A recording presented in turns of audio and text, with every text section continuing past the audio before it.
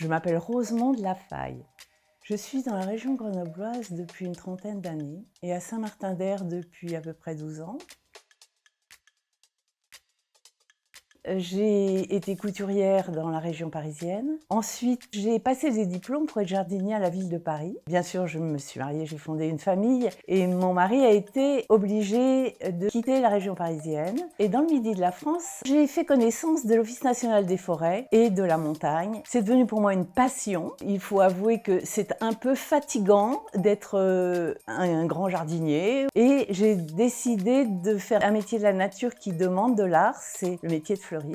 J'ai eu 2 magasins de fleurs en m'approchant de Martret. J'ai eu la chance, en m'installant dans Saint-Martin-d'Hères, de découvrir qu'il y avait énormément d'art. Et donc j'ai un appartement original, dans un lieu original, et avec des gens qui sont passionnés. Dans le quartier Renaudie, qu'à la ville de Saint-Martin-d'Hères, il y a un service qui s'appelle la GUSP, des personnes de la ville qui s'intéressent beaucoup aux habitants. À travers ça, j'ai pu faire un stage de mosaïque et nous avons commencé à couvrir ce quartier Renaudie de mosaïque avec la maison de quartier Aragon où on fait tous les piliers autour de la maison de quartier et ensuite avec un accord du maire sur toutes les boîtes aux lettres de l'allée Étienne Gras qui a été complètement refaite. Il y en a tous les jours. Mais en fait, je suis de ces personnes qui se sont rendues compte que quand on veut les choses de tout son cœur, un jour elles arrivent, il suffit de les saisir. Je suis fière de toute ma vie, mais je reste humble.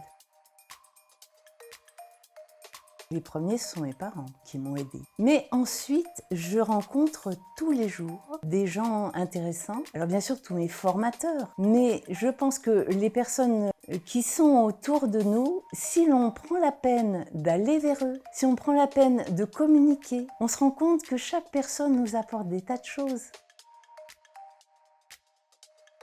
C'est une vie où on est heureux dans tous les domaines, dans le partage. Je pense que c'est beaucoup dans le partage. La réussite de ma vie, pour moi, c'est le fait d'avoir été un peu une aventurière, d'avoir toujours été vers ce que j'aime.